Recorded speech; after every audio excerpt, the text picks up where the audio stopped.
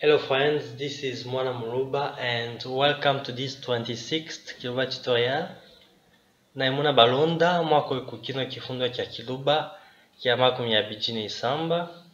Today we are going to talk about the verb to be in its past form. Let's get started. To be means kuji or kwikala. Naji means I was. Waji means you were. Waji means he or she was. Twaji means we were. Mwaji means you were. Baji means they were. Let's review one more time. The verb to be is kuji or kwikala. Naji means I was. Waji means you were. Waji means he or she was.